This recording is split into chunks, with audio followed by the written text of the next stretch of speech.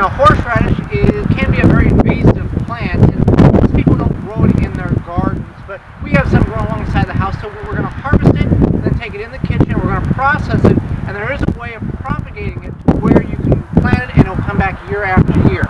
So here is the remnants of what our horseradish plant looked like, or where it was. You can kind of see some of it right there. Now, based on your education, you may or may not have horseradish growing in your area if you're unfamiliar with what it looks like. So let's go ahead and dig some of this up and see what we can get out of here.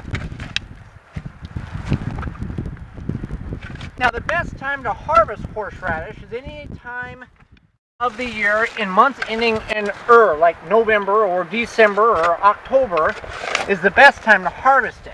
Let's see what we got here. Obviously the ground is cold and somewhat froze, so we're just going to gently try to extract it out.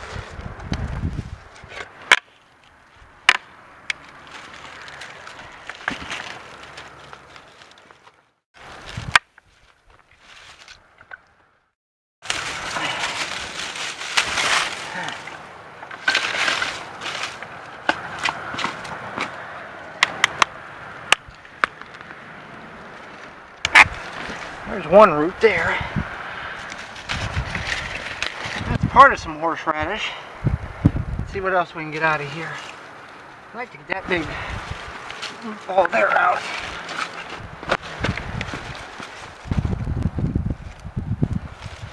There's a nice big root of horseradish. Now these are the tops here, and we can just cut right below them and they'll propagate. We can replant them here or other places, and they will regrow next year. So I think for what we're going to use, I'm going to get this one, tear that one. Let's try to get that one out, because I don't want the whole ball, because we're not going to make a whole lot of horseradish. I think that'll work. So let's go ahead and take this in the kitchen, and we will go ahead and propagate, or we'll cut the tops off. We can propagate that. We'll go in the kitchen and make some horseradish sauce for winter use. Alright, so we've got our horseradish here, and we've cleaned it up. We've got a lot of different pieces here. Now, I was talking about the tops here. These we're going to take and cut off about there, and I can split these two. Now you can put these back in the ground so they will regenerate and grow next year. Where we harvested these from, we're just going to put them back in the ground. Also, we're going to save some, put some in containers here in the house, and then when we go to a large garden, we'll plant those as well. But that's a good thing, and you want young plants, because as you can see here, we've got some breakage because this is an older plant and it can be a little more woody, and the older plants do tend to have the potential of having a little more heat than a young plant will. So I'm going to go ahead and start peeling these, and Holly's going to get her ingredients together, and we're going to make a couple of different flavors of horseradish sauce. Okay, so when you make your own horseradish sauce, you have to obviously peel the horseradish, then you grate it, and then you add some different ingredients. We're going to make probably 3 different kinds or so. And so what you need for your base is you need some sour cream. So I'm going to use some sour cream here. You need about between 1/4 and 1/2 of a cup. I'm just going to kind of eyeball it, and like I said, we're going to do 3 different kinds. So that's probably about 1/4 to 1/3. That's pretty good there for this one. Then we're going to add some mayonnaise. Same thing, about.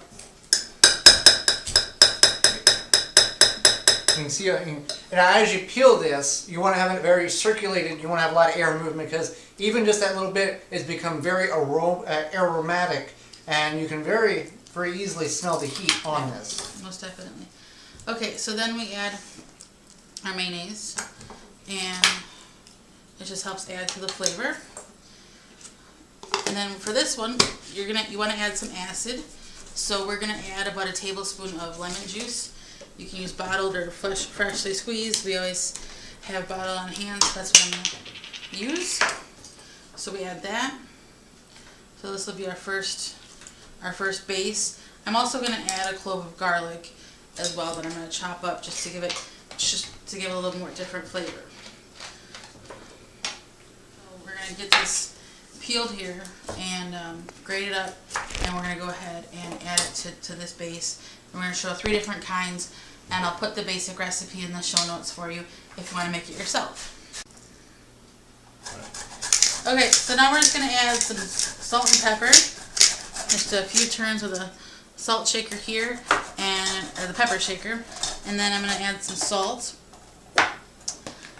Just a pinch is fine, just to help bring out the flavors. And then we've got the horseradish here. It's you want about 1/3 of a cup or so. So we're going to get that added. The horseradish does definitely have a really strong aroma. So if you're doing this, you want to do this in a well-ventilated area. Maybe put your ceiling fan on if you have that, or get a different fan and kind of let the air circulate, because that way you're not just getting all the fumes in your eyes and your face or something like that, or put your swimming goggles on, whatever. It's much like cutting onions, but much more intense. Yes, way more intense. But hey, maybe you can clear your sinuses out. You got a little stuff, stuffed up, clear your sinuses. You ready for it? Yeah. All right. Alright, so we've got a little bit more than 1/3 of a cup here. I'm just going to add a good chunk to there. Just stirred it.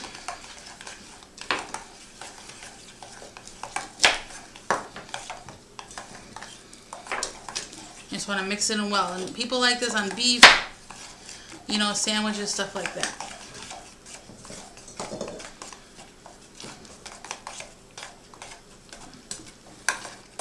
Okay, so that's been mixed in well. You can obviously taste it if it's to your liking.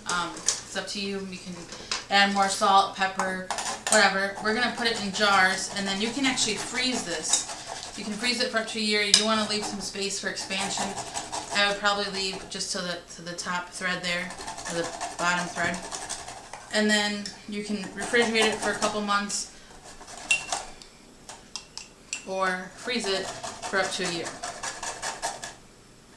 Now you can obviously, throw this in your food processor if you have one.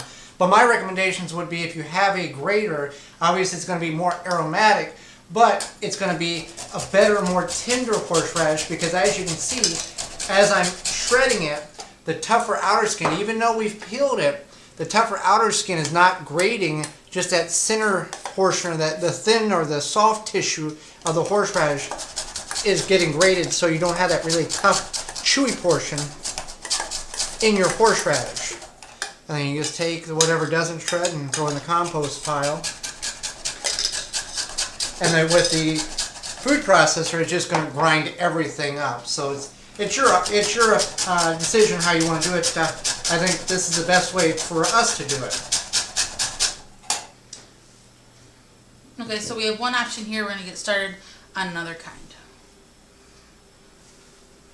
Okay, so we got 3 different kinds of horseradish here. We have the one with the lemon juice and the garlic, one with balsamic vinegar, and one with apple cider vinegar. Now keep in mind that when you're mixing the horseradish into everything, that when you taste it, it takes a second just to feel the heat from the horseradish and the flavor. So make sure you taste it and just wait a second, so that you don't think that you have not enough, because you probably have plenty. So we're going to take these tops here, and we're going to plant back in where we had them, and then we're also going to take them to the large garden and put them there in some places where things may not grow as well as other things do. And it's a plant that will come back year after year after year and provide you with horseradish sauce that you don't have to buy in the store. Yep, and you can give away as gifts. You can freeze it for up to a year, like I said, and I'll make sure I leave the recipe in the show notes for you.